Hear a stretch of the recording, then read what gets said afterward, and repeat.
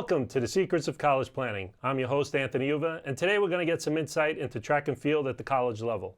My guest today is Chris Mirabelli. He is a graduate of Rutgers University, and he's also an Olympic hopeful for the year 2020 in Javelin. And welcome to the show. Thank you. Nice to be here. So usually I start my guests where they went to college. So where'd you go to school? I got my undergraduate at Rutgers University, where I was a four-time All-American on the men's track and field team. And I actually just unofficially finished my master's degree last week. Great. Yeah. Fantastic. So let's go back in time first. Let's go into high school. When did you start thinking about going to college? Was it freshman year of high school, senior year of high school? When did it all begin for you? Well, I started throwing javelin when I was 5 years old. Wow. My father was a Olympic hopeful as well. He was a professional thrower. He threw in college. And one day when I was a young kid, he just came to me and he was like, "Hey, let's go across the field and let's try to throw this big stick here." So I was like, "All right." So we start going over the field, we start throwing, and ever since then, I've kind of just always gravitated towards javelin. I played other sports all growing up: football, basketball, baseball, all of them. Played football in college or high school, track in high school as well, and then my senior year, I kind of gave up football for track and field. The schools recruited me for track and field. Simply just didn't want me to get hurt for if I went to their school. So senior year, I gave up football and just focused everything onto track and field. Gotcha. Yeah. So now, what does it take in track and field to go to college? Is there a particular throw, the length of the throw? Is it what does it take to get to the college level in javelin? It's just mostly how far you can throw. It's pretty much there's a toe board, and they measure from the toe board to where the javelin lands. And higher, like colleges, like Division I colleges in the Power 5 conferences, look for a certain distance. Once you get to that distance, they'll either have you as a walk-on, or they'll have you as one of their athletes under scholarship. So once you exceed that distance and go farther, that's when they start looking into investing money in you, which is where the scholarship comes from. So, and then grades have to be good. Yeah, of course. Yeah, the grades, SATs. I took my SATs like 5 times. Wow. I'm not a good test taker, but I took it like 5 times. ACTs. My GPA was perfect in high school, but yeah, they look at SATs as well for sure. Wow, Yeah. Fantastic. So now, you go from high school. Is there a lot of colleges looking at you? Was Rutgers the only one, or how did it all? There was a good amount recruiting me out of high school. There was a couple SEC schools, a couple Big Ten schools. So I was getting a lot of letters. And then Rutgers was always they've always had a strong program when they were in the Big East. So once I knew going in, if I were to go to Rutgers, I would begin in the Big Ten, which was going to be great for me, and because I love competition, I love being in that very competitive atmosphere. So once I went to Rutgers, I took a tour on their campus. I took like 4 visits. I took one official visit, and then like literally 3 unofficials by my with other teammates that I knew, and honestly, I've seen I've seen amazing campuses in the SEC. I was able to go to official visits there, see their football games, see their apartments the athletes live in. Rutgers was more, they were just more like down to earth. They weren't so like crazy about like, well, all student athletes have to live in a certain apartment. And I kind of like that. What I fell in love with the most was the team at Rutgers. I fell in love with the coach. The culture of the team was the most important to me. Everyone that was on the team was so close together. It was just very, very family oriented, and I love being around them. And going my senior year of high school, seeing that and going on those visits and seeing how close everyone really just sold me to get to Rutgers. So now, are your mom and dad involved in all of this and guiding you throughout this whole thing, or did you do really on your own? When I started my official visits, my parents were more involved. And then once I started traveling and the schools were flying me out to go to their schools, I kind of told my parents, listen, I kind of just want to go on this by myself. And that happened a couple times, because they also pay for your parents to come out.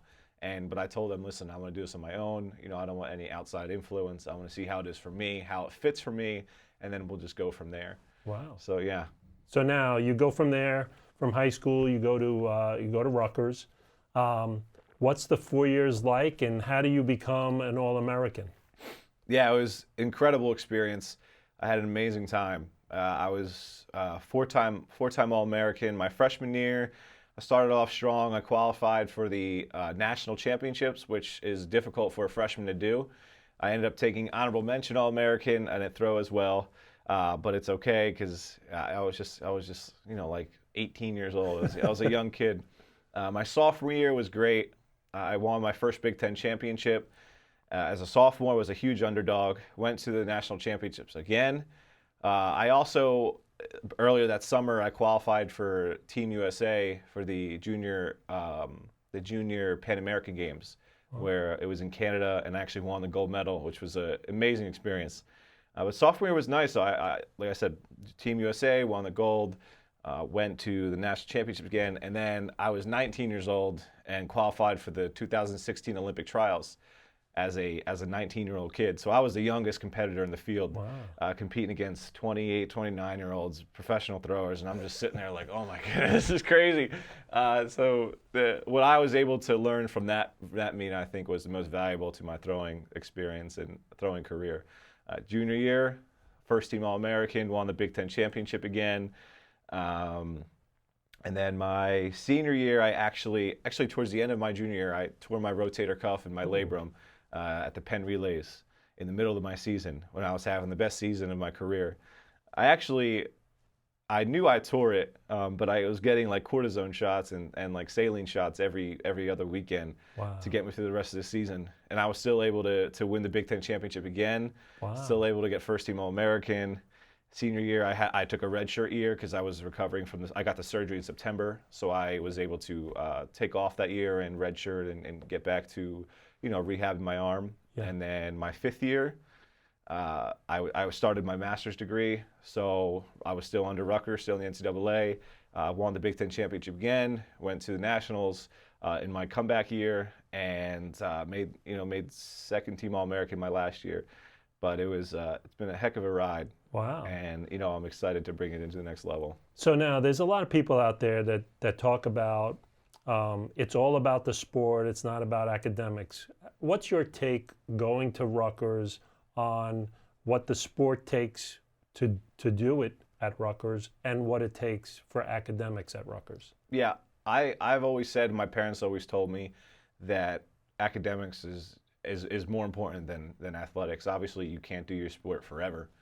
Especially with Javelin. I mean, I'm 23 years old and my shoulder is beat up, but academics has always been a huge part of my athletic career, and it always will be. As long as even if I'm out of school, I'm still learning, still applying to what I learned from athletics to my academics. But absolutely, academics is extremely important in getting recruited. You can be as good as you want or as good as you can. But if your academics isn't up there with your athletics, then schools are going to stop looking at you. And even in college, they're very strict. The NCAA and the team rules are very strict with maintaining a certain GPA, staying eligible to stay in the NCAA and compete. So they're very, very big sticklers on the academic part. I bet. Yeah. So now here you are as a freshman at Rutgers. What is it all about? Give me a whole year's worth of what it takes to do javelin, track and field at Rutgers University. When do you get to the school? Is it early August? Is it September? Take me all the way until the following year when you go back to school the following year. Yeah, what happens as an 18-year-old going there? I got to campus mid-August, and so practice was starting in, I think, end of August. Last week of August, practice officially started. So I was there, I was getting my stuff together, get everything together, trying to figure out where I have to go for classes. Rutgers is 5 big campuses, so I was trying to figure out the bus system. So I had a couple weeks to adjust. But yeah, it was being a Division I student athlete in the Big Ten was very stressful at times, but it's very fulfilling when you do it right. There's a lot of different study hour rules. There's practice time, there's meeting times, there's lift times. So it's just like any other student athlete. There's a lot going on. Yeah. And so Practice was usually 5 to 6 days a week, Monday through Saturday. Usually during my practice slot was in the morning, but that would take me. I'm very big on being in the training room. So if practice started at 9, I'm in the training room at 7:30, doing all like my prehab exercises. So I'm in there for 7:30. Get up at 6:30. Got to eat. 7:30 to 9. I'm in the training room. 9 to 11 practice, and then 11 to 1 lift, and then 1 to 2 for post practice rehab. So it was pretty much a full day job, and then my classes start at 2:30. So now it's 5 days a week that happened, and I loved it. I love being part of the sport. And so is there a fall track and field and a spring track and field? So for javelin, I only compete in the spring. There's cross country in the fall. There's winter track in the winter for indoor events, and then there's spring track like for javelin and every other event. So during the fall months, what are you doing? You're just working out and lifting? Training. And full time. That's all you're doing? Yep. And now that takes you all the way until Christmas time. What are you doing at Christmas time until it starts? When does spring start?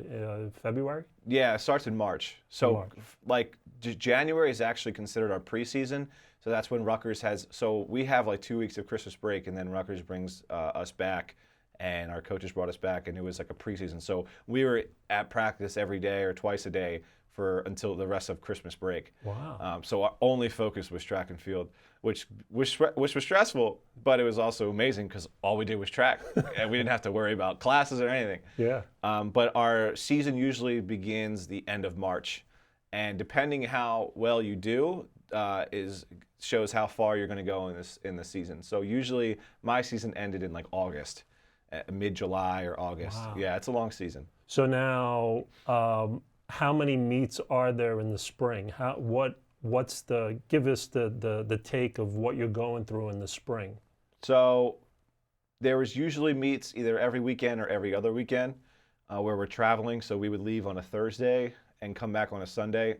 If we have a track meet down in Florida, we would leave Thursday afternoon and then come back Sunday night. So yeah, we're allowed to miss classes obviously because of travel reasons with the track and field team. So yeah, Thursday to Sunday, and then if there was a back-to-back week meet, then we would leave the next Thursday to Sunday.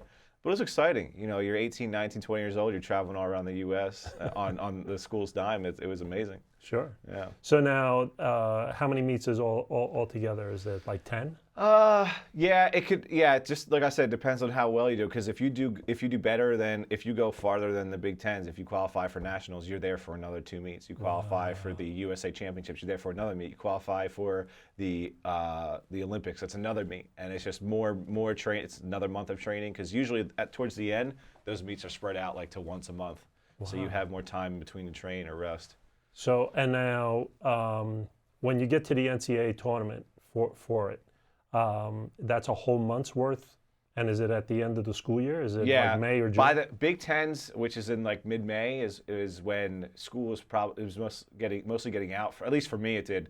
So after the Big Ten championships, you then had the regionals.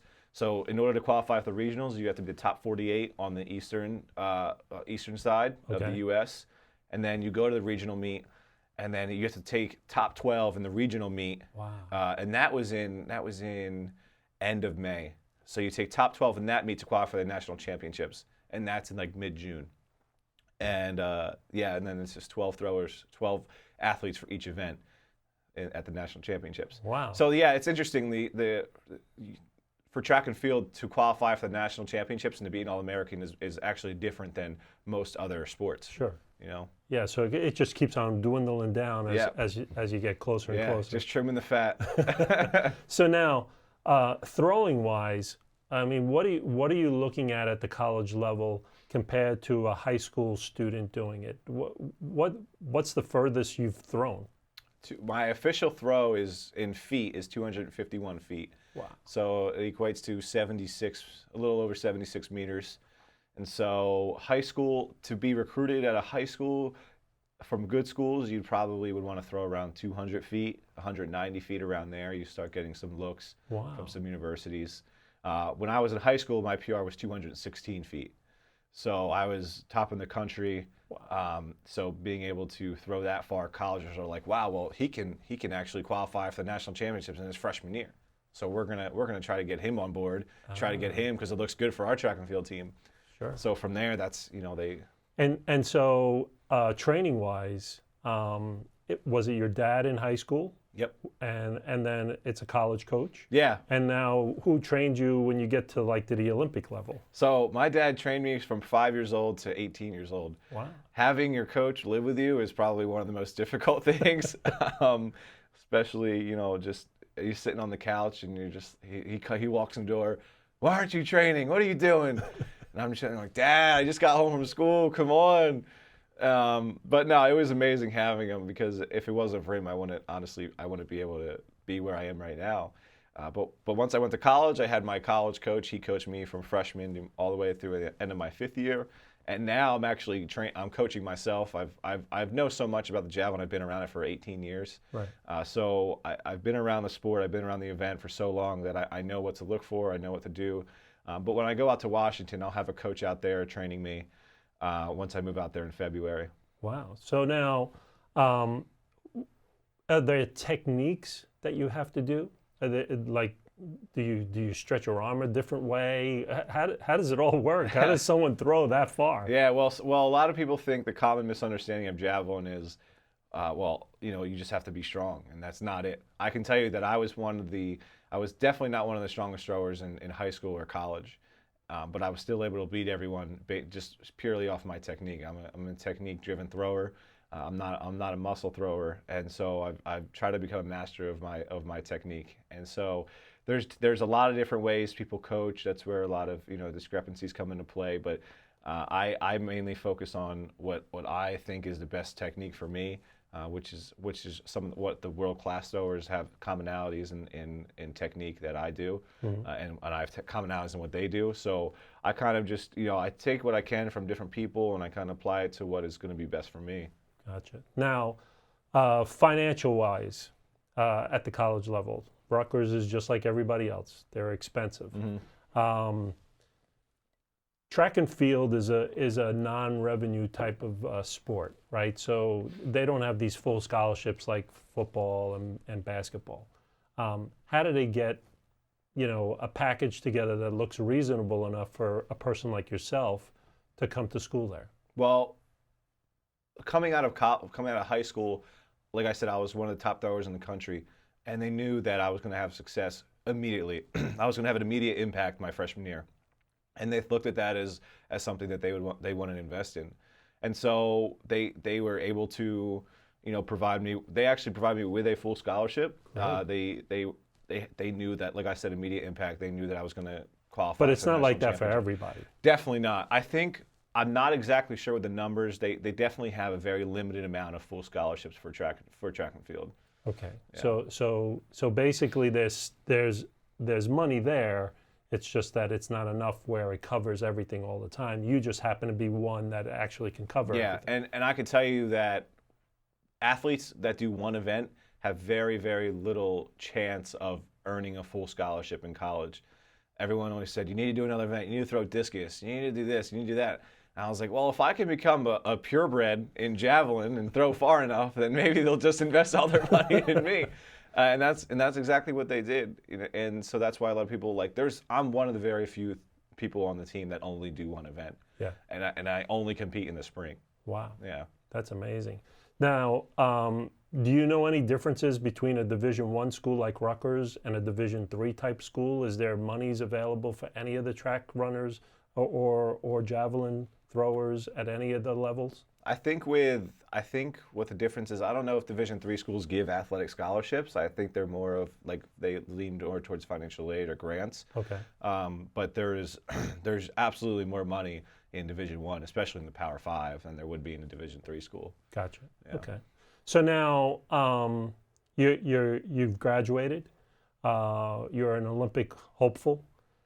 How does one get to that point? What's the process that you take to actually realize, hey, I could do this at the Olympics? Yeah. Well, I came to realization about it when I was a teenager, placing in the top 10 in the U.S. every year against guys who were much older than me. it's kind of when I realized, like, hey, I can actually make an Olympic team. It's been a lifelong goal of mine, but it really came, it made it realistic when I was like a sophomore or junior, when I was competing in the Olympic trials. But in order to actually make it to the Olympics, you have to throw they have a certain entry standard that you would have to throw, which I'm about like 15, 16, 17 feet off of. It's either that or you earn points. The IAAF, which is the federation that runs track and field around the world, changed the system. You have to earn points at different track meets, like competitive meets. Wow. So whoever has the most points in the world, they take the top 32 based on who has the most points. So it's an interesting system. And how many people from the United States do what you do and actually make the Olympics? For javelin, maybe one or two. Really? Yeah, maybe one or two. Yeah. So you're just going to be one or two of people that will be throwing the javelin in the United States for the United States in the Olympics. Yeah, hopefully that's the goal. And how many people are you competing against right now to make the one or two that are going to do that? There's hundreds. There's Really? hundreds of javelin throwers around the U.S. in college and professional wise. Even high school, like there's some high school athletes that sometimes make the Olympic trials. So obviously you can consider them as competition. Oh my God. So there's hundreds of throwers that you're competing against on every year. And so now what's the schedule? How does it all work? I mean, 2020 is coming soon. Mm-hmm. So how does it all work? What ends up happening? So my do season you go to different events? Yeah, so my season starts in March. I'm gonna open up hopefully in Texas where it's nice and warm, and there's gonna be some of the reigning world champion for the 2019 is gonna be there throwing. So I'll be competing against him as well as the #1 javelin thrower in the U.S. So I'm opening up against some very good competition, which I'm happy about. I always think competition brings out the best in people. So I'll be opening up there, and then I'm actually scheduling all of my track meets right now, which is different because I'm usually used to Rutgers saying, hey, you're competing here, here's your flight, here's your itinerary, here's everything you need to know. And I'm just sitting here like, okay, I got to figure out all the logistics of everything by myself. But it's most likely I'm probably going to compete in like 6 to 7 meets prior to the Olympic trials. And that's going to be all around the U.S. And then the Olympic trials will be the end of June in Oregon at Hayward Field. So, which is one of the most historic fields in track and field. That's end of June. So then I compete at the Olympic trials, and hopefully by then, either I throw in the entry standard or I earn myself enough points to make in that top 32 list in the world to make the Olympic team. So now, who takes care of financially? Who takes care of you in this whole process? Yeah, that's all on me. So obviously I can't afford it. I'm coming out of college. I couldn't work during college because I was training full time and going to class full time. So right now I'm trying my best to fundraise money to help alleviate some of my training expenses, traveling, it's just simple like supplements and training trips, javelins, flying out the javelins. It's very costly, and so my goal right now is to raise $10,000. I have a GoFundMe page, and it's been working. But I also do my best to get corporate, or not corporate, like company sponsorships. Like, for example, Polar Watch is one of the best heart rate technology companies in the world. Wow. And I use Polar to help monitor my heart rate, my calorie intake, my burn, everything. Everything to my resting, my lactic acid levels, everything like that, and they've been able to provide me with watches to help me, to monitor all these things, because obviously as a javelin thrower you need to know I'm trying to gain weight right now, so I'm trying to monitor how much I burn and how much I need to eat, and as well as my resting time. So Polar's been amazing in providing me with watches and being able to monitor all these things, because a normal watch is, it can be expensive. So companies like Polar have been huge in my training and to get to the next level. So now, what does one do for a job? I mean, you just graduated. Yep. What are you looking to get into? Do you need to work? Yes, absolutely, absolutely. As crazy as it seems, if you're one of the best throwers in the U.S., you still have to work another job just to help alleviate these expenses, but. Right now, when I go out to Washington, my hope is to just be able to get a part-time job while I'm there. Hopefully, my goal is to get it like remote, so I could work in the morning and then train in the afternoon and night. So that's the most ideal situation. That's what other people do. Other Olympic athletes, they work part-time and train full-time. Wow. So now, Doing that, you're in sports management, you said? Yeah, my master's in global sports business. So what are some of the fields that one can take to do that? Well, people always say that sports business is a 24/7 job. So it's tough. That's why it's so tough to find a part-time job in that field. But I'm really willing to take like anything, anywhere, if it's part-time and I can work from home. As long as it's in Oregon. Yeah. That or Washington, being able to work part-time and earn some money on the side would really help with just being able to afford to become an Olympic athlete. Yeah. So we're coming to the end of our show, and usually I ask my guests, what advice do you want to give to the students that are out there that want to throw the javelin, want to go to school to be a track runner? What advice do you want to give them? My best advice, I faced a lot of adversity in my college career, is to really never become stagnant in what you do. Always push to get to the next level. As a high school athlete, sometimes you won't get the letters or the offers you want, but always stay open-minded about who is offering you what, because you never know what can lead to anything. I still believe that now anything can lead to anything. And if you go to a school that if you think you don't like, you go there, take the visit. If you can, take the visit, see what you like, because if you don't like it, now you know what you don't like. And you can rule something out, and now you know what you're looking for. So always keep an open mind. Never really settle where you are, and just, never stop moving forward. Great. Yeah. Well, thank you very much for coming. Absolutely. I appreciate it. So you've been watching The Secrets of College Planning. I'm your host, Anthony Uva. Until next time.